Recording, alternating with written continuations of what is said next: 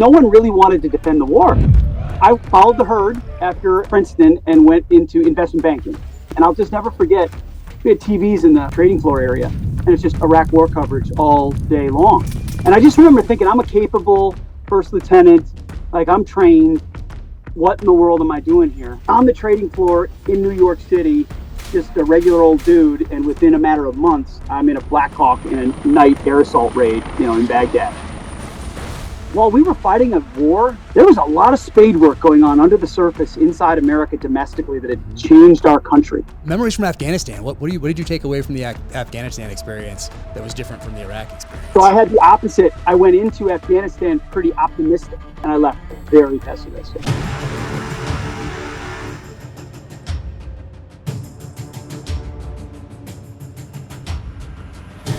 I appreciate you taking the time, man. I don't think is there another host on Fox News that is on as many shows as you are? I don't know. It's a good question. There are a lot that do a lot of things, but it's hard for me to think of a show I haven't been a part of at some point or guest hosted. So yes, I'm humbled to have a lot of access to work with a lot of great shows. Oh man, and how on earth are you off today? I feel like I see you every single day on Fox. Yeah. I take the days I can to get outside when I'm home. I do, my day job is the weekend, Saturday, Sunday. I happen to be off tomorrow, so normally I'd be on a plane right now on my way to New York already. But then I've got a home studio here in Tennessee, so I can jump on any show, throw a jacket on and over my shorts and knock out a segment. That is awesome. Amazing. Well, I want to jump in and I want to ask you about that path to Fox News, because I think people are very curious about how you go from the military into Fox News, into being on so many shows, and then Fox Nation, all the shows there, the multiple books, latest one. Like, this was on New York Times list for a while.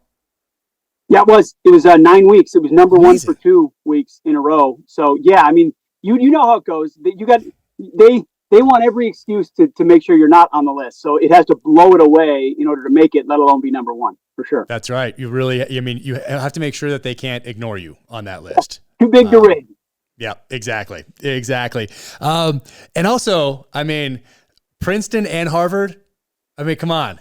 All right, this is Jack Carr checking in, and I'm so fired up to introduce you to the Sig Sauer P226 40th Anniversary Edition pistol. As you can tell, the 226 is my favorite pistol. It was on my side for every single deployment downrange, and even when I had to put my long gun aside to go into a meeting or go somewhere where I couldn't take my body armor and my long gun, that 226 was on my side.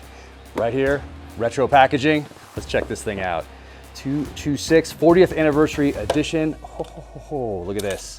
And this is exactly the same way that it was delivered back in the 80s. Retro styling here on the packaging. Absolutely love this pistol. Thank you guys, everybody at Sig Sauer, for everything that you've done for me, the United States military, and 40th Anniversary Edition pistol. Awesome. The BCM AT Angular Torque Optic Mount. Twice the clamping force at the rail. Unprecedented zero retention. Less points of failure. The BCM Raider modular rail for AR rifles is built using a double wall extrusion, creating one of the most rigid free-floating platforms in its weight class. BCM Raider offers Picatinny rails and features either M-LOK or Keymod interfaces at 3, 6, and 9 o'clock for the placement of additional enabling accessories. Go to BravoCompanyUSA.com and get yours today. Thank you to Bravo Company Manufacturing for your support of military law enforcement and the Danger Close podcast. Well, in all fairness, I have mailed my Harvard degree back. I saw that. I mean, listen, I was a achievement chaser like everybody else. What's the best school that the world tells you is the best education that you can get into? I actually I never heard of Princeton until I was a senior. I really only heard of him in the NCAA basketball tournament. My dad was a basketball coach, so I grew up playing nothing but basketball. I thought I was going to be in the NBA till I was 20, and even when I sat 2 years on the bench in college, I thought, man, I'm going to be a comeback story. Yeah. So I almost went to Army. It was Army or Princeton. Princeton had a better basketball team, so that's why I went there. So don't think I'm some academic. That was all secondary. Thankfully, I learned a few things. Ran into some great conservative professors there, and then Harvard was just horrible. I got dumber. mean, there was no Oh, part of that man. experience. I was a graduate student. It was a school of government. So it was all government, all climate change, all nonsense. So that one was easy to send back. Yeah, But you've been out of Princeton for a while. Did you go to Harvard later after your time in the military? I did. I did undergraduate. I did ROTC at Princeton. There were three of us in the mighty Tiger Battalion. Wow. And then I took about, I think it was, let's see, '03. Yeah, basically 8 or 9 years. I deployed. I was in Gitmo, Iraq, and Afghanistan. Yeah. Actually, I did my first year at Harvard, and then I deployed for 2 years, and Oh, then I went wow. back and finished my second year at the Kennedy School. Oh, wow. I wonder what it would have been like if you'd gone right from Harvard into Kennedy School instead of having that time overseas to experience what you did. And then, Correct. That was the real education, Jack. That was the real moment when you found yourself, where you understood human nature, yeah. fear, courage, love, all the deepest and rawest emotions that change you and forge you. I'm glad I didn't go straight to Harvard. I probably would have been, who knows what, compliant and complicit with their nonsense. Well, I doubt that. But were you at Princeton on 9/11? I was. Yep. Oh, wow. What do you remember about that day? I was going down to basketball practice. I'll never forget, and riding my bike. And we got down there, and the coach just said, "Hey, practice is canceled. A plane's hit the tower," and hit the so we pedaled back up to our room as fast as we could. Turn on the one. We just started the year, so we didn't even have a TV set up. Our neighbor did, and yeah, I watched second tower fall, and I was in ROTC at that time, but I'd only been in for a couple of months. But that was a real validator, obviously. Hey, I'm glad I joined. I don't know what's about to happen next, but we'll be a part of it. And it was New Jersey, so a lot of coaches and people that we knew people. I didn't know anyone directly that day, but a lot of kids on our campus did. So but it was amazing. You know, even within a few days, there was the protests on campus of the Blame America First crowd made their way out. You know, no war, all that. So a lot of the strands we see really radically on our television screens right now, they were there, 20 years ago. They just weren't as rabid as they are today. Oh, wow. Because I was deployed when it happened. We were in Guam at the time, so it was around midnight. But I don't remember because we didn't have TVs everywhere there, or when we deployed soon thereafter. We didn't have TVs that were showing those protests. So that wasn't on my radar that right afterward that there were protests. It was, it's not as if kids were running around with signs saying, go Al Qaeda. It was just, There were editorials, there were meetings, there were speakers, there were small gatherings of very anti-war, anti-America. Like maybe we kind of did something to them to deserve this kind of sympathy. It was definitely there. Wow. Interesting to see. There's a lot in writing, because I ran a conservative publication. I wasn't yet the publisher of it, but I would later become that. And there were a lot of back and forth we had with students in the Daily Princetonian, where I would write, my roommate would write, and then they would write back, and we would write. So it was sort of a defend America versus blame America pretty early on. Man, and then so you finish up your time at Princeton, and during that time at ROTC, does that count as your OCS, or do you have to go to another couple month OCS thing after that? You have to go to what was called an advanced camp. It sounds like a nice camping trip. It was 8 weeks in between my junior and senior year, so 2 months. So you do the ROTC experience, you go to your advanced camp. I recall it being 8 weeks, maybe it was 6 or 7. I don't know exactly what it was. And then you graduate out of that, and that's how you get your slotting as a senior. That's how you get your preference for your branch, all those things. That matters a lot there. And then once you graduate, you go to your infantry officer basic course. So that's when I went to my IOBC. And that's where you're with people from service academies, from people from regular OCS. Correct. And everybody goes there. So I joined with a National Guard contract. So National Guard, active duty, it didn't matter. Everybody's in the same course. Yeah. Do you do Iraq first, or do you go to Afghanistan, or you do Gitmo first? I did the Gitmo, the longest tour of my life tour. That is wild that you did that first. Yeah. I mean, it was in support of OEF, right? Mm-hmm. And just like the Tim Walz deployment to Italy, I could always say I was an OEF veteran from that. Yeah. So there were 700 guys, 04 and 05 who've been pulled off the battlefield at Gitmo. We thought military tribunals and commissions were coming. So we were not the MPs inside the wire. We were outside the wire, towers, gates, TCPs, quick reaction force. We accompanied when they'd go to the airfield and back. And then we were going to be the security for these commissions that never got off the ground because of left-wing lawyers and all this other nonsense. But it was, I'll tell you this, don't know if you've ever been to Gitmo or I the passed through once on the way into Haiti in '04 when the Aristide thing happened. So Oh, it was okay. part of that. So we staged somewhere else, and then my memory is that we were in Gitmo either before or after for some reason. But Hopefully you were I on didn't the go into like the prison area. I didn't go into the Well, confinement that's area what or I'm. anything. Hopefully you're at the naval base side, probably. Probably. The mind bender of the whole year. So we're on deployment on the other side on the far side of the post where no one ever goes, living in tin cans, guarding Islamists with paying 99 cents a minute to call on AT&T cards. I mean, we may as well have been in Afghanistan or Kuwait as far as distance, Right. but 10 miles on the other side of the island is a naval duty station. So guys are deployed with their wives. There's a school, there's a PX, there's restaurants, there's nightclubs, there's bowling alleys. So they're having a hell of a time. It's the best tour they've ever had for a year. And we are racked and stacked in tin cans, guarding Islamists with no way to get out. You know what I mean? So it's just one of those things where it was a long year. Let's put it that way. Yeah. 12-hour shifts, day on, night to day. Oh. And at least there was a little bit of booze, but you can imagine how well that played sometimes. Yeah, that is brutal. I think we came on the way back from, if memory serves, and then we got to stop in Florida at Panama City or somewhere like that, and broke down for a couple of days there on the way back. That's my memory of it anyway. That's a wild place to start. And then, do you have a little bit of time before you then go to Iraq or Afghanistan? Then I came, not much. So I followed the herd after Princeton and went into investment banking. So I did my officer basic training, and went to Bear Stearns. May it rest in peace. Yeah. Great firm. May it rest in peace. They actually cared only about making money. Like they didn't do any of the other nonsense. They were just, if you make money, you're going to make a lot more. And if you don't, you're going to be fired. Anyway, so I went there, deployed to Gitmo, came back, tried to get back into the spreadsheets and the Wall Street thing. And I'll just never forget, we had TVs in the trading floor area. And it's just Iraq war coverage all day long. And the war wasn't going well, at least from the view of what we were getting domestically. And I just remember thinking, I'm a capable first lieutenant, like I'm trained. What in the world am I doing here? I need to find a way to be a part of this. So I've shared this story a couple times, but I basically pulled a bureaucratic hat trick and was able to get out of the National Guard, get put into the IRR, the active duty. They line and paragraph number requested me off of the IRR after fighting the Guard and fighting active duty. It took me about 6 weeks. And what had happened is I emailed my former platoon commander from my infantry training, said, do you have a platoon leader spot by any chance? And he's like, actually, we're firing our second platoon leader. If you can get here, we'll take you. And it was a miracle. I mean, I never thought it would actually happen, but I just kept pushing.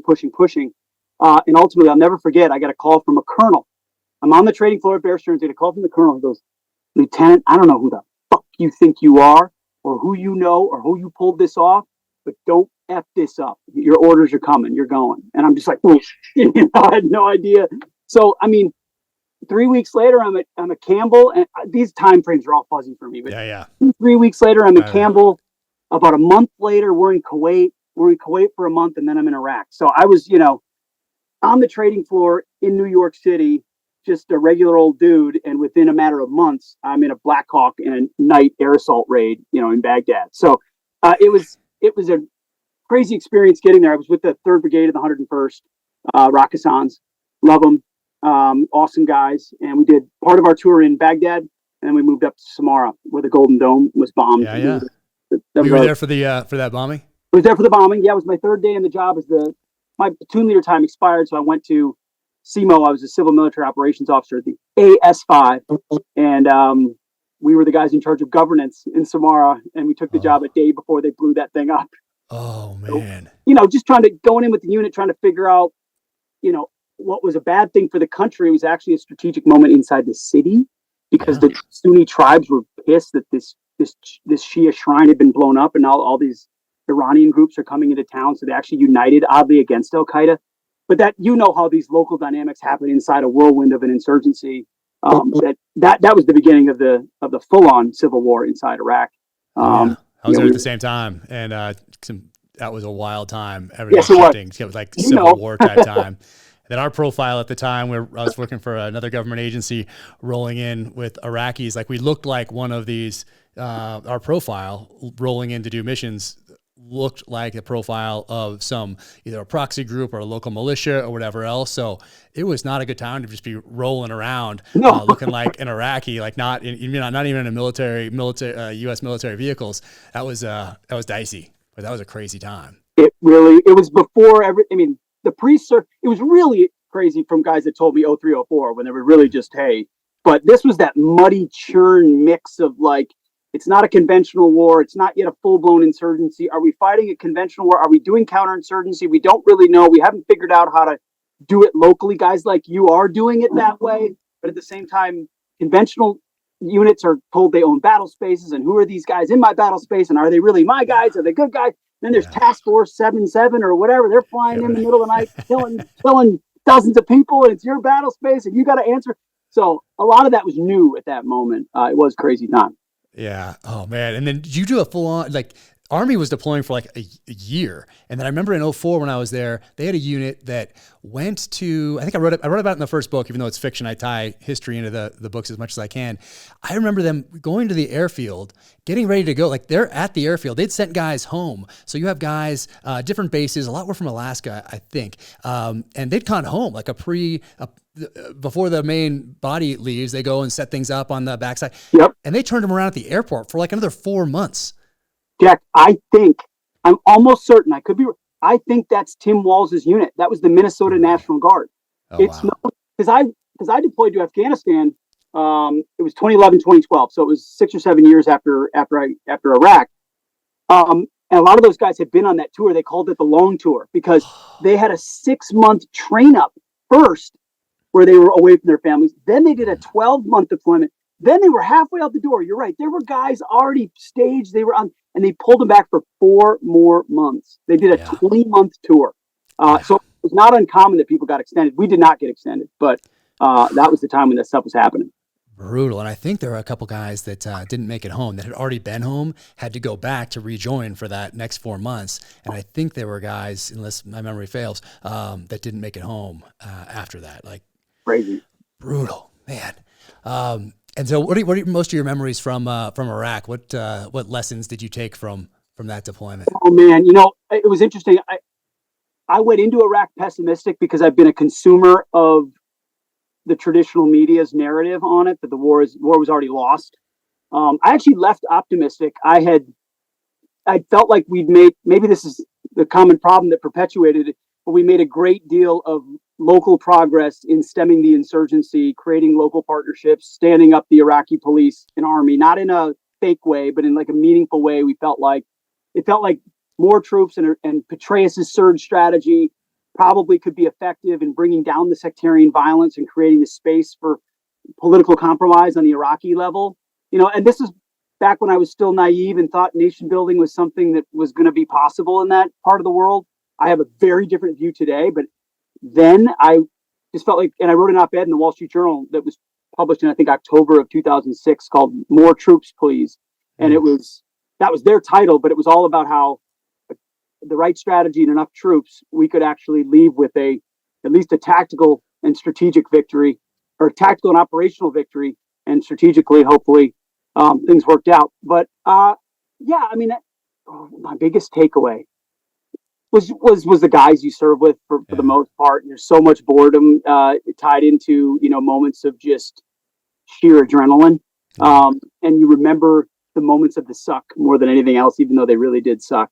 I met some awesome Iraqis too. My job was to interface with Iraqis, and in fact, 2 of the city council president's son, they were attacked by Al Qaeda. Their house was bombed. We met with them all the time. They're now in the States. They live in Texas. They've named their kids American name. They've Americanized their kids' names. They're like U.S. citizens, mega patriots. They're like MAGA Trumpers. They're like unbelievable guys. So formed some really long standing relationships from that too. Yeah. That was one of the guys that I worked with down there. I call him Mo in the books, but he's inspired, I'll say, by a real person that I worked with, and now he's being portrayed by Dar Salim in the shows. So it's pretty cool. Was 2006 when you wrote that? Well, first, how did you get to write a article for the Wall Street Journal? What were you doing at the time? And then I got back in May of 2006 ish. I went back to work at Bear Stearns, quickly realized no way in hell is that happening. Yeah. So I said, thanks, I'm out. I got a job at the Manhattan Institute, which is a think tank in New York. It's a conservative domestic think tank. I can't remember if I was working there when I wrote this or not. I didn't know anybody. My dad was a teacher for a guy named Dave Kansas who ran a wallstreet.com or something, and knew somebody at the Wall Street Journal enough so that I knew where to send the email for the piece. Wow. Okay. And so random, you and I know these days, it's like, who do you know and how do you? And I didn't know anybody. I had no business. It was my signature was, first lieutenant recently returned from Iraq. Like that was it. There was no title to what I was writing. It really was a passion project. It really was, hey guys, like we just did this shit and it's not perfect, but I think we should try to win it if we can. And that's when I got involved with Vets for Freedom, which was an Iraq and Afghanistan war vets organization. I can't remember exactly when I started there. I started doing TV hits. So I'm working at the Manhattan Institute. I'm a very junior person. I have no business being. And one day I just started running Vets for Freedom. It's a nonprofit that was handed to me. They'd done some good work, but it was basically going to be dormant if I didn't take it over. And Chris Matthews called and said, would you like to come on and defend the war? So I went. Is this with Wesley Clark? Is this your Wesley Clark interview? This is not the Wesley Clark one, but this is the first. I'll ask about that later then. Yeah. And I just remember being called into the communications director's office the next morning at the Manhattan Institute. Did you appear on MSNBC last night and not let us know? I'm like, yeah, I feel like in many situations in my career, asking for forgiveness has worked out a lot better than permission. And so that led to eventually I left there and did Vets for Freedom full time. And that's where I got an absolute baptism in advocacy, 501c3, C4. We're on Capitol Hill. We're bringing vets to the Hill. We're traveling across the country on bus tours.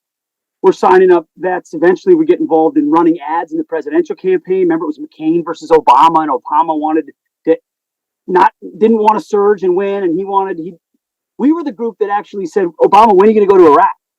Why haven't you ever been to Iraq? And he actually took a trip to Iraq in the middle of the campaign because he was getting so much criticism for being out of touch with the war. So we ran kind of a pro-victory Iraq and Afghanistan vets group. We had no idea what we were doing, had very few connections. I wouldn't say no. We knew a few people that would get us in a door here or there. And then we just had to raise money. And it was with Betrayal and the surge and some tactical successes, there was this new sense of optimism that we kind of tried to tap into and make the case for. So yeah, those 07, 08 years, I was in the political world in a way that I'd never been before. Okay. And is it during this time where you go on, and what show was it when you went on with Wesley Clark, former general and Hardball and presidential candidate, and then you're there with him, and you're still a first lieutenant, maybe a captain, and you're sitting there with him, with his former general, and debating. I mean, what an amazing matchup. I mean, joining us tonight is First Lieutenant Pete Hegseth and Supreme Allied Commander Wesley Clark. Whoever his guy was that allowed him to go on with a first lieutenant should be fired, I hope. Yeah. But there were mismatches like that all over the place because no one really wanted to defend the war. Politicians didn't want to defend it. I mean, McCain made it a centerpiece of his campaign later on, but not many wanted to. So our phone was ringing a lot. Now our phone stopped ringing a lot, especially with Chris Matthews, once the surge started showing a lot of success, tactical success in the summer of 08 into late 08, early 09, it was indisputable that there was progress being made. Now, what that would translate into is another thing. Right. And so that's when they stopped calling because I had I wasn't just a punching bag for CNN and MSNBC. Oh, interesting. And then what's the path to Fox from there? And do you go to Afghanistan first and then Fox after that? So I did some Fox hits during that time, but I was not a contributor or anything. So I got to know some people there, but I was kind of equal opportunity, whatever. Yeah. Did a lot of Larry King Live back in. I mean, that was me. Rest in peace. I did. Let's see. I went to Harvard in 10. Went to Afghanistan 2011, 2012. Went back and finished Harvard at 13, and then started doing some hits from there on Afghanistan. And doing more with Fox, specifically Fox and Friends, and doing lots. So I came out of there.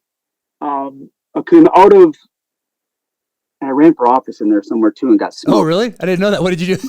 What did you run for? I came back from Afghanistan and ran for the U.S. Senate against Amy Klobuchar in Minnesota, which is my home state. Wow. Yeah, I thought I was hot shit. I thought, hey, I'm this young guy coming back from the war. I'm going to bum rush this primary, and I'm a conservative, and we need a conservative in Minnesota. And I did not, you'll appreciate this, I did not understand my human terrain that I was walking into. I thought, and the Star Tribune, which is our liberal rag in Minnesota, dubbed me a front runner. Day one, I announced, I raised a bunch of money. Hey, this guy's coming. And that was not the Tea Party, it was like the Rand Paul Tea Party moment. And the last thing they wanted, the base of the Republican Party was looking for was some Ivy League, whatever, nice Thai guy being like, I'm the future, let's move forward, and it was just the best thing that ever happened to me was getting smoked. And I'm thankful for all those grassroots conservative activists who said, not now, kid. Learn more about life and the world and the movement and the state of America. And part of what I wrote about in the War on Warriors is, while we were fighting a war, our generation was involved and emotionally, physically, psychologically invested in the outcome of what we and our brothers were doing. There was a lot of spade work going on under the surface inside America domestically that had changed our country. And it took a while to get my footing and be like, whoa, this is not the Ronald Reagan conservative. We've been infiltrated from the inside, and our institutions have been taken over, and our battle is now here to save them. That took a while to take hold. So I ran for office, finished Harvard, and then got involved with Concerned Vets for America. That's what I missed. Concerned Vets for America is another vets group. I became the CEO of that based on my experience with Vets for Freedom. Some of the people that I knew there had kind of brought me in. And this was more of a attempt to create a real veterans movement, but more around domestic issues, since the wars were not wrapped up per se, but that advocacy was sort of where it was.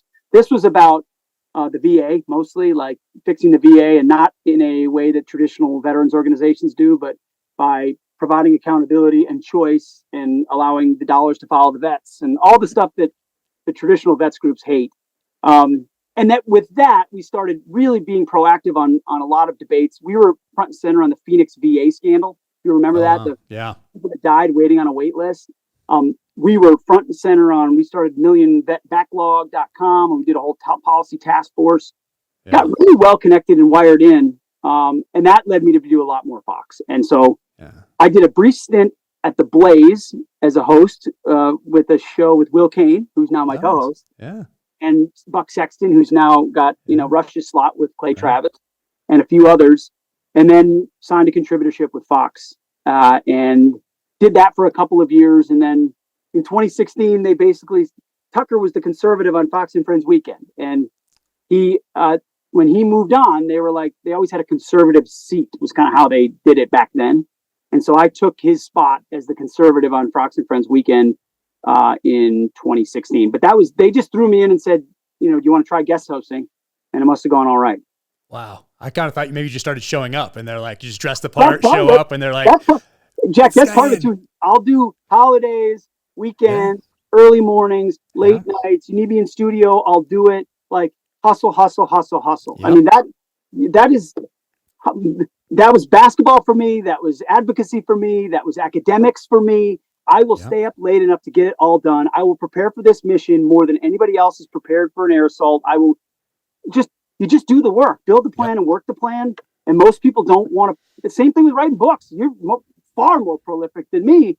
Just build it, work it, drive it. And pretty soon you look up and you've kind of done something. And then maybe someone's noticed and you got more opportunities. Oh yeah. No, that's a real lesson there. And I don't know how you really drive it home, but putting in that work, being that person who's like, yep, Christmas, you need me. Yep. Christmas Eve, New Year's, Easter, wherever it is, Thanksgiving, I'm there. Yep. You're the person they can go to and depend on. And that's putting in the work when everybody else is home or when all the other lights, there's that, I don't really remember too many little memes that people send me, but there's one that has all the houses in this neighborhood, or maybe it's a city, and it's all dark and there's one light on. in one apartment or one house. And it's something along the lines of, don't tell me how lucky I am, and it's obviously visually showing that you're putting in that work. You're up when you're sacrificing all your time, your family time, your workout time, your sleep time, whatever you're sacrificing for whatever that goal is, whatever you want to do, whatever you want to create, whatever you want to build. And that goes unseen. They just see you sitting there. I mean, my dad's phrase for that, because again, he's a basketball coach, is somewhere. He got this quote, and I put it up on my wall. Somewhere somebody is practicing, and when you meet him on the court, he will beat you. There it is. I have in True Believer, my second book. I have somewhere the enemy is training to kill you, and it goes down this. So it's attributed to some, I think, a special forces instructor at some undetermined time after September 11th, and so I don't know who to attribute it to, but yeah, exactly. Somewhere out there, the enemy is training to kill you, and it's like he doesn't care what his ruck weighs. His fight's over when it's over, like all that stuff, and it's a pretty cool one. Memories from Afghanistan. What did you take away from the Afghanistan experience that was different from the Iraq experience? So I had the opposite. I went into Afghanistan pretty optimistic. I went in thinking, hey, what we did in Iraq, hopefully it could be done in Afghanistan. I think I don't know if I was during, before, or right after. I can't remember what phase of the Afghanistan surge. Remember, Obama did kind of a surge. So I volunteered I was at Kennedy School. There was something happened with the unit there. I deployed with the Minnesota unit to go to Afghanistan for a year. So I went with the Red Bulls. That's how I got to know a lot of these guys that had served with Walls. And we went to be counterinsurgency instructors. So this was not a combat tour for me. I was a counterinsurgency instructor at the Coin Academy in Kabul. And our job was to sort of understand the latest and greatest of the TTPs of the Taliban and Haqqani, and how they were manipulating the population, and what just the human terrain, the shadow governance, the shadow courts, how much they were infiltrating the ANA and the Afghan police, so that when units were coming into country out of Kuwait or wherever they were, leadership. So we're talking usually 04 to 06, major to colonel, are coming through, or if they're on a smaller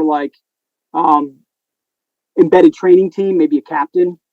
And they get the latest and greatest. So our job for 3 days is to give them a fire hose of Afghanistan, and the province you're going to. Here's the dynamics of the drug trade. Here's the dynamics of. So you really had to kind of get smart real quick on all of that, and that meant reading a lot of, getting in the what's it called? We had a little skiff, and just reading a bunch of stuff, getting it all, and then talking to units that are coming in and coming out, just pulling them all the AARs you can. And we had some stuff happen on our base in Kabul, but nothing compared to what the units were facing. So I went in optimistic, like, hey, I want to advance the fight that we applied in Iraq and Afghanistan, and I left very pessimistic. You could see the writing on the wall in 2012 of what happened at Abbey Gate and the disastrous withdrawal, in that we were already touting this Hallow force, saying things that we knew were not true. Like, hey, let's push for building a hospital or a school in this remote village, and everyone claps and the ribbon cutting, and then we read the intel later, like, well, 3 weeks later, all the air conditioners were stolen and sold on the market in Pakistan, or the ANA just got restocked with all of their latest crew serve weapons. A month and a half later, they're all in for sale at a market in Pakistan. It's like, we really are advancing a shell game here that's going to collapse when we leave, and it's just a matter of when we leave and how much we invest. And so I quickly came back from that, just saying, and that was, I think, as I was starting to get a better understanding of the dynamics of our attempts at nation building in these places, which, we always, I used the example back in the day. Oh, look what happened in Germany. Look what happened in Japan. If you stay, like, wait, but those people are very different than the Afghans. It's like biblical times with AK-47s and cell phones. It's a whole nother world. They have a totally different ethos, totally different value system. Iraq has at least had a little bit of a modern streak in it, because it had infrastructure and oil wealth and some things that a dictator that created, some level of education. There was a little bit there. Afghanistan just didn't exist. So I got to know a lot of wonderful Afghans, some of which one I interviewed on my show just a couple of days ago. Was my translator, and now he works for a military and vets unit at Syracuse University.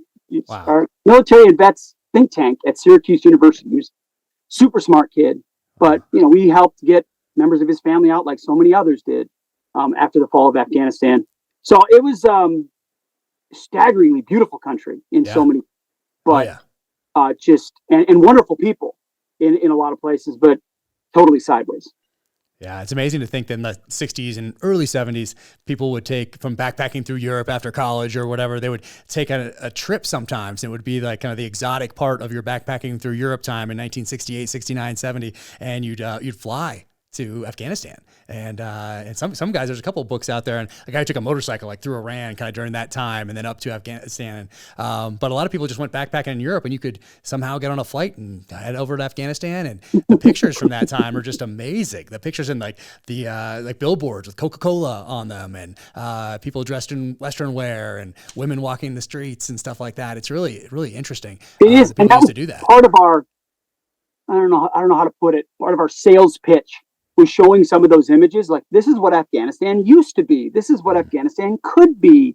But that's not what Afghanistan is right now. And the Taliban may have run into Pakistan, but they're reestablishing underground, and they're the real power base. But yeah, most folks don't know Afghanistan was thriving, at least, and open for Westerners not that long ago. Yeah, it's incredible. It would have been really cool to see it back then in the 68, 69, 70 time frame, somewhere along that time frame. But so you get back from Afghanistan, you've been in Fox for a while, and then we have August of 2021. What was the lead up to August of 2021 and the withdrawal and Abbey Gate? What was that like? So January, February, March, and you're in tune because you have to talk about it every single day. Yeah. Provinces falling, and you're probably more in tune with it than most. But what was that like for you to watch on live TV, essentially, that happening? Well, first, before we get to Afghanistan, I will say the even more devastating one for me, because I guess maybe I'm more tied in some ways to Iraq because of the time frame and the combat aspect to it, and the optimism and then an advocacy afterwards, was the devastation I felt in, I think it was 2014, when the ISIS flag started flying over Samarra and Fallujah and Tikrit and all these towns that we had given so much in. I mean, that was devastating. In fact, in one of my books, in the intro, I write about how I was getting on conference calls with my former brigade commander, first sergeant, a couple of other guys, like, how do we do some Teddy Roosevelt style stuff? Is there even a way you could put together an ad hoc unit that could contribute to fighting for the legacy of, and it never obviously came to fruition. And we quickly realized our own government would probably arrest us. There's but that one really thud right here. It was like, almost set in depression. I can't believe this happened. How did something worse than what we thought take hold? And Afghanistan, it just felt like this giant rolling inevitability. And it's not as if I was saying, I told you so. It was, how in the world do the people inside the White House and the Pentagon think that this is going to go anything other than sideways? How are they not looking at the reports that I saw 10 years ago, from even just 2 years ago, that show that the Taliban is stronger, has deeper tentacles, has totally infiltrated the military services and police to the way to make them effectively complicit once they make that march. They've targeted assassinations across the country, alliances as necessary. That once you start to signal that we're out of here with a date certain, which is exactly what happened. Remember, they set it for September 11th. September 11th of 2021. It was the 20-year anniversary was the deadline. Remember that? The dumbest stuff I've ever heard. It was supposed to be some commemoration. I think that gives you a sense, and it's not just Biden, but politicians and people that don't, they're like, we'll tie this up with a nice tidy bow, 20 years, and we'll get out of there and everything. Idiot. Just reckless is what it is. So they moved it up to, I think, August 25th, and they moved it up because things were going sideways so quickly. And it just felt like every day, if you're watching Fox, you're seeing the map move, but if you've been there, like we have, and understand it, then you know what those towns are and how significant they are and how difficult, first of all, they were to defend for us, but also how maybe just 3 years ago that was seen as a thriving pro-Kabul area that had expelled the Taliban and now is fully under Taliban control, and how quickly so it took 10 days That's all it took. And over those 10 days, it was just, oh, here we go again. Yep. And then once we made the decision to abandon Bagram and we had consolidated, it had made no sense if you were trying to do it in a way that was militarily coherent, which clearly it wasn't, which we all know. Yeah, it's so hard to watch and so hard to think about. That's why anybody who had no experience had a little bit of common sense, which is one of George Marshall's tenets for a successful leader. When he had 7 of them, I used to have them written down right over here. But I think one of them was common sense, and Clausewitz had the same thing. That was one of his as well, which is interesting. But anyone with common sense, you don't need to have spent any time in the military, never even watched a documentary on tactics or strategy or taken a class. Whatever. You could just look at it and apply common sense to that problem set and have come up with a much better plan than our most educated senior military leaders. It's absolutely ridiculous. And you talk about it in here in the War on Warriors, you talk about that lack of accountability and obviously using Abigate and the Afghanistan withdrawal as an example. It's a staggering and obvious example, right? It's that when you have an institution distracted by other things whose certain people are promoted not because of their repertoire of warfighting or leadership, but because of their willingness to effectively be yes men for other prerogatives. And then you have an institution which has become totally immune from accountability. Why would you expect anything else? And why would you expect accountability coming out of that? You wouldn't. I mean, the only guy that was fired was Stu Scheller, the colonel who stood up and said what everybody was thinking. Yeah. And he got drummed out, quickly and put on trial, basically. So it was, as I was writing the book, I was obviously that was fresh. And it was the most glaring example of kind of the rot that had moved into the promotion system, the general class, the race to green. You remember, I don't know if you know that phrase, but this idea that on PowerPoint, we fought Afghanistan and Iraq basically 1 year at a time, 20 years, all on PowerPoint. And every unit showed up, remember? Every unit showed up and everything was amber. Meaning we didn't have enough ammo. We didn't have enough. The ANA was by the end of your deployment. That ANA unit better be green, right? I remember this now. Oh, and then the next unit gets there and like that wasn't true. It's red. And we got to build it back up to green. So every deployment was a movement to green, a race to green, so that you could wrap up your deployment and say you did the right thing. Everything's on track, sir. My promotion's good to go. But everybody's lying. Everybody's making up. Or if they're not lying, they're just naive, which many of us were for a long time, thinking that improvement was happening. And then the next guy came in, did no better, and did the best he or she could. And pretty soon you're nowhere. Yeah. Oh, what a mess. And then you also talk about it in the War on Warriors about having to mobilize and be on the streets of your own country holding a riot shield. What was that like? And what was the time frame between being on air on Fox and then holding out riot shield and then going back? Like what was that like? Not that far. Yeah. So I was in the DC National Guard.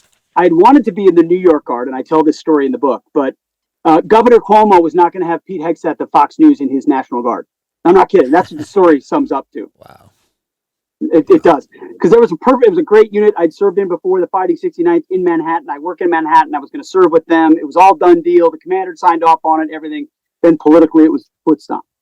So I still wanted to serve. And so I went down to the DC Guard, which gave me a lot of flexibility on timing of when I could drill because of the nature of this unit. It was all officers and you get sort of assigned to different specialties. Well, after what happened with the George Floyd riots, the whole DC Guard was mobilized. I couldn't get there the first night, and maybe it was I don't know what it was, but I got there as soon as I could, and it was the day before the second night. So it was after they'd burned the church, after they, almost scaled the walls of the actual White House. But those days 3, 2, 3, 4 were dicey too, and we didn't have enough guys, and they didn't have enough people on the streets. So they just said, if you have any combat experience and you were willing to put a little team together, then we'll give you a shield and a baton and a visor, and you just get out there and you'll be kind of assigned to MPs who know a little. I mean, we did basic blocking drills on the drill armory floor to get prepared for this. It's not as if we were, well-trained troops heading out there. We were just guys willing to do it.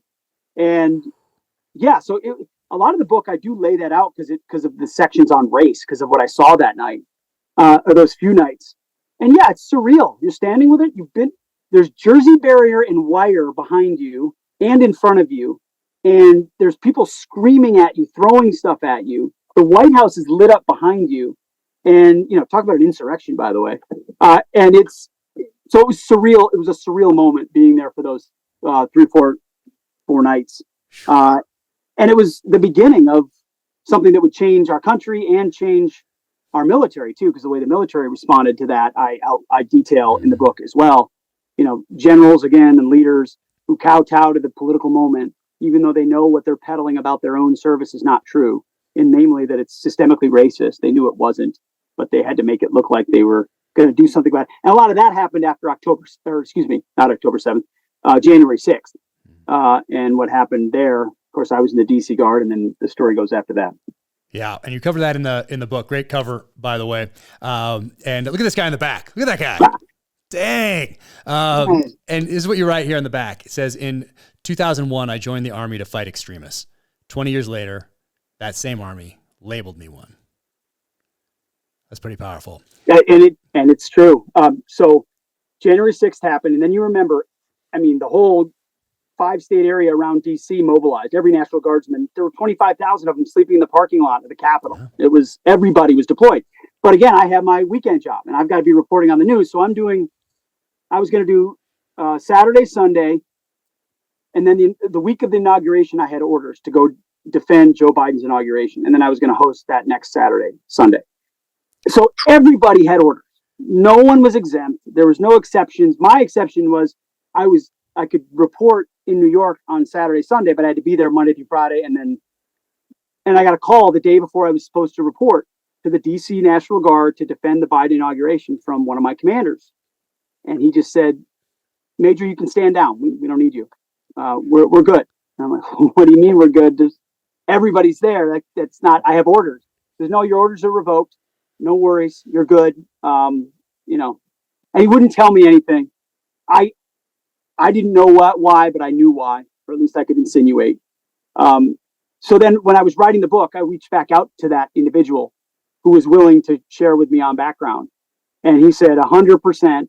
I wrote 99.9 because that's what he said. But he said 99.9%. I know why you were fired, why you were told not to report, because I saw the emails and I was in the meetings. Someone identified a Jerusalem cross tattoo you have on your chest right here as an extremist tattoo. And so you were dubbed as a possible extremist, white nationalist specifically, because of that Jerusalem cross religious tattoo only. And some of us tried to fight back against it, but the leadership of the DC National Guard stood by it, and your orders were revoked. And, was it because of the tattoo?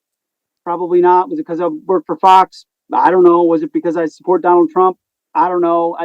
Any of those are unacceptable reasons in a military that shouldn't be worried about any of those things, and traditionally has not, but clearly had made their decision. Democrat presidential inauguration, conservative, not welcome. And if that happened to me, that we know it's happened to many, many, many other. And I talked to other guys that it's happened to. So that was the moment I said, I'm done. I'm good. I've done my, I don't know how many total years I did inside all that, 11 or 12 or something, because I took some time on IRR in between all of it. It was a frustrating way to leave an army you love, but it was also indicative of the story that I'm telling in the War on Warriors. Certain people are being targeted, purged from our ranks, and they're not the kind of guys you want kicked out. Yeah, no, I highly recommend everybody get this book. And I'm debating whether, and I'll ask you this question, somebody who is in, let's say, middle school, high school, let's say they're 12 and they're excited about one day joining the military, or they're 16, 17, they're getting up there and towards senior year and they're thinking about joining the military. And then they read this. What do you want those kids to take away? Like an awareness of what they're stepping into, or is it a discouragement or an encouragement to get in and change things? That's the key premise of the book. That's why I wrote it. The last chapter of the book is a letter to my sons. And I waited to write that letter in total earnestness. I wrote it at the very end of the book. So I didn't know what letter I was going to write. In fact, I started the project by basically saying I'm going to write a book that's discouraged. It's basically saying you shouldn't join today's military, because that's what I was feeling based on what I'd seen. But then the more you dig into it and you realize how bad it is, you also realize that we only have one military, only one Pentagon, one. If we abandon Patriots, abandon that institution, what does it look like? So ultimately that letter, what came pouring out of me was, hey, boys, the most formative part of my life, besides my relationship with Jesus Christ, has been serving our nation in uniform. There's nothing I hold more sacred, and there's not a thing about it I regret, and I would only regret not doing it again. And ultimately, we're a free country because of men for generations that have been willing to put their lives on the line to defend that country. I was one of them, just one small part, and I would pray that you would be willing to do the same. So ultimately, that's a quite small summary of the letter, which is 3 or 4 pages long. But ultimately, I also reserve the right, because my oldest is 14, so right in the sweet spot of what you talked about. What does the world look like in 4 years, 5 years? If, Kamala Harris wins and the DEI, CRT, gender, climate nonsense continues the way it is inside our military, I probably wouldn't recommend that then again, I don't want the institution to be driven only by a Republican or a Democrat being the commander in chief, because that system falls apart too. So you can tell I'm mixed. I want my kids to want to serve, but I want to have a military that deserves their service. Yeah. And you also look at the 20 years in Iraq and Afghanistan and the outcomes. I don't want my kids fighting some long insurgency in Donbass. How are we using that military in the future too really matters to me. So I think service to country in the form of a uniform is immensely important. I would hope that a kid who read this would go eyes wide open into a military saying, I'm going to stand up for what is good and right and true and for this country, and I'm going to serve and be a patriot. And I'm going to find my way into a position. I've had multiple people write me this. Your book motivated me to serve because I'm going to find my way into a position where I can change these things. And that's kind of the ethos that I wanted for young readers. Not, I'm out. But okay, big challenge here. Big challenge. Yeah. I'm in. Yeah, no, that's amazing. And I think people should read it with that in mind. And I think it will make people, because if you have that inside you, it's in your DNA, it's in your blood to serve, to test yourself in many cases. Most societies had something you had to do before you could actually join that society, that community, that tribe. You had to show that you could prove value. You had to invest in that organization, that tribe, that community before you could be a part of it, accepted as part of it. And that's why I think so many people join.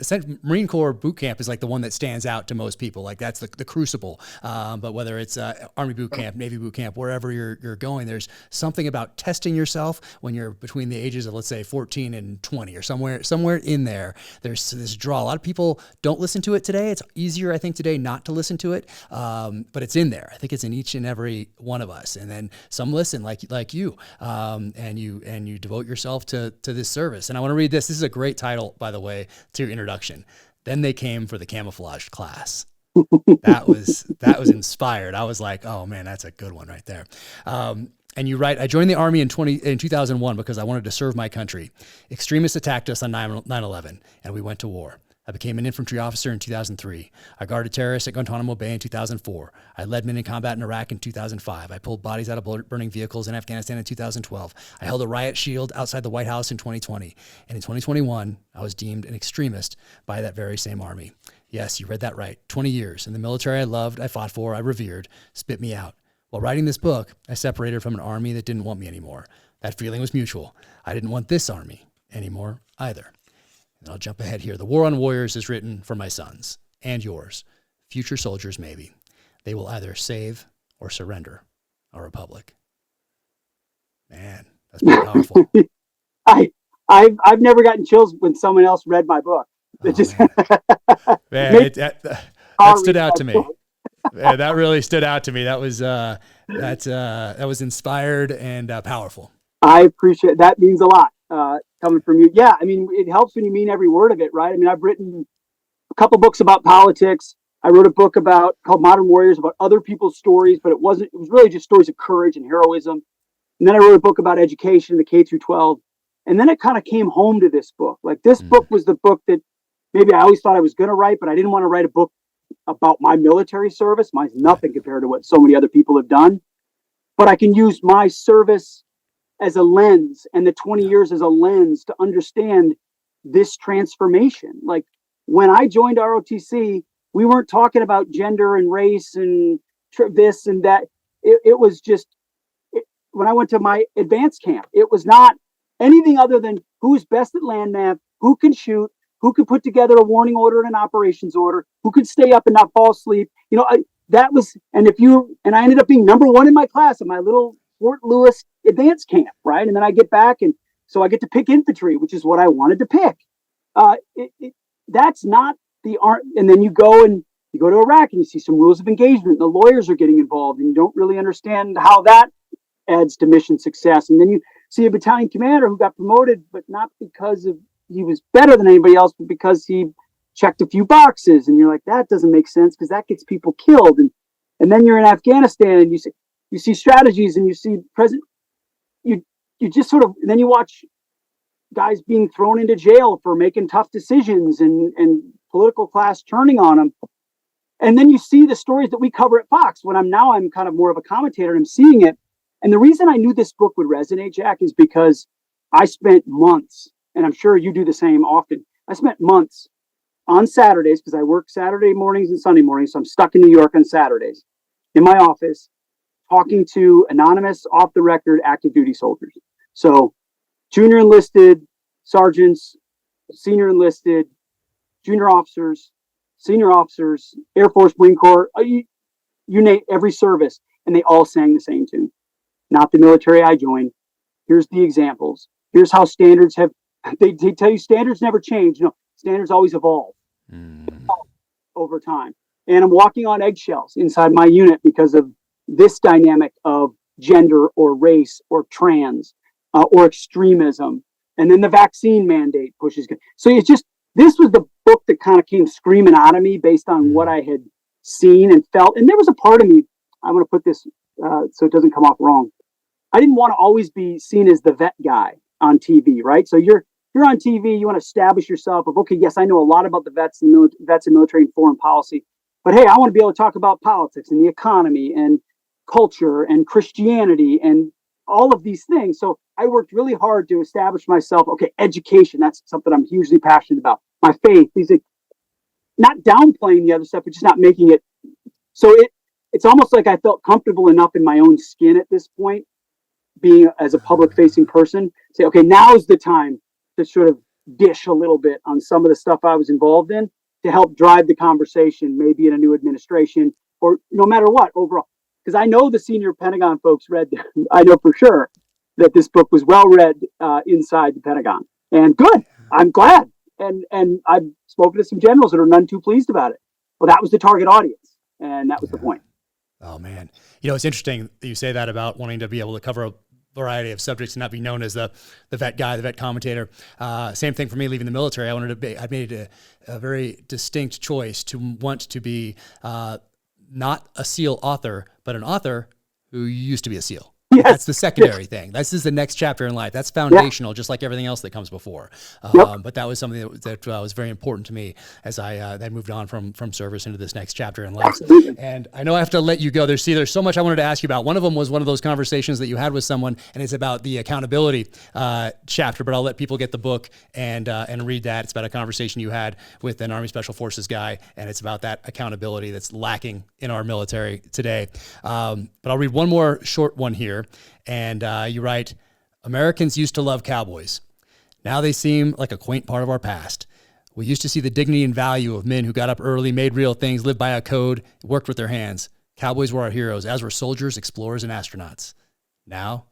And that's a big one for parents. For sure. And it's on parents. And parents have allowed, we've coddled and we've pretended and we've been led by our own kids as opposed to leading them. We've shown them all the wrong examples. We haven't allowed them to dare, to grow, to break bones, to take risks.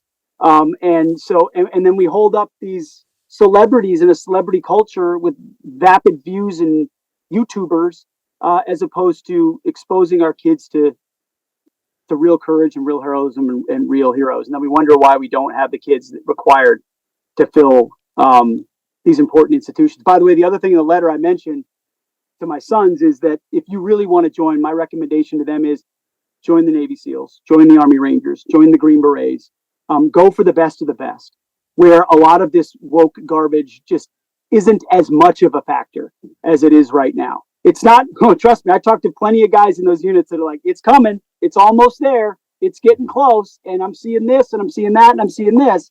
But it's more immune than the other places, than the conventional units, especially service and support. But even your conventional infantry units are dealing with a lot of this nonsense. And if you want to be a cowboy, that's part of why we moved to Tennessee, to get outside. We turned the TV and the video games off. They're off. You get outside, drive your dirt bikes, shoot your 22s, go out and explore. And with friends that want to do the same, take a walkie-talkie if you want. We just screens and dumbed down schools and vapid media have created men without chests in a time when we need them more than ever. Yeah. Kids need heroes today, that's for sure. And aside from the book, in the couple minutes we have left here, I wanted to ask you what it was like to go to Israel, film the special on Fox Nation. What was that experience like? The life of Jesus, it was life-changing. Being there the first time was life-changing in that it brought all the stories of the places of the Bible to vivid detail. But doing this series specifically, it's called The Life of Jesus on Fox Nation. We traveled to all the places where he ministered, where the famous events took place, to try to tell the story of Jesus where it happened. And I took my pastor, because God knows I'm not, I don't know my scriptures well enough to know exactly every application of every place. But we know so many people aren't going to be able to get to Israel. And as a result, we wanted to bring Israel to them, the Holy Land. Let's see the town of Jesus, Capernaum. Let's see, Bethlehem. Let's see Nazareth, although there's not much you can see in Nazareth now because it's a huge Muslim town. But let's where we think he was resurrected, where the Last Supper was, where the Sermon on the Mount took place. We took a boat out onto the Sea of Galilee, even jumped in. Like it just so now when you watch it on Sunday, or you listen on Sunday, or you're doing your daily devotional, those places are real, and you sort of have a sense, and you realize 2,000 years ago there was a man who was fully man and fully God, and he did these things. So thank you for mentioning that, because it's one of the most life-changing things I've had. I'm grateful to Fox that they would give me the opportunity to do it, to showcase it. We're going to do more. We just haven't been able to get there to do that filming since October 7th. So we have 2 or 3 more episodes. The miracles of Jesus, the disciples, especially off the backs of Chosen, which was such a success. There's more and more interest in that. So we're going to keep doing it because, kind of to wrap it up, the more I get, you get wrapped around the axle on education or politics or the military. Like the only hope I have is in my Lord and Savior Jesus Christ, and I know how the story ends, and I know I want to imprint that on the hearts of my kids. The affiliations our kids have the most these days are, the YouTubers they imitate, the teams they follow, and the songs they sing, and the celebrities behind them, and then any other iterations of culture. And I want my kids to sing the hymns that have always been sung, and to know the stories of the Bible that have traditionally knit us together, and just to understand their place in the story, the biblical story, and of Western civilization, which gives them a mile marker. Right now, most kids don't have a mile marker. Who am I? Why am I here? What is this? Am I a boy? Am I a girl? What is this? Because they don't understand where they are in the human story and where the big heroes are. And so I don't even know how I got to that in particular, but these faith projects have gotten more important to me as the world's gotten more difficult to discern, because there are a lot of utopians out there on the left who think we can tinker our way into human perfection. And if you open Genesis, that's not possible. And so, there are limits to what we humans can do. And we give the rest to God. And that's a pretty reassuring thing in a pretty messed up world. And well, hey, I want to thank you for all that you do, for what you've done, what you continue to do, for standing strong. Sure appreciate it. And hopefully we can link up in person one of these days. I'd love that. Jack, thank you so much. Oh, absolutely. You take care out there. If you enjoyed this episode, click here to watch another episode, or click here to watch a clip from the podcast.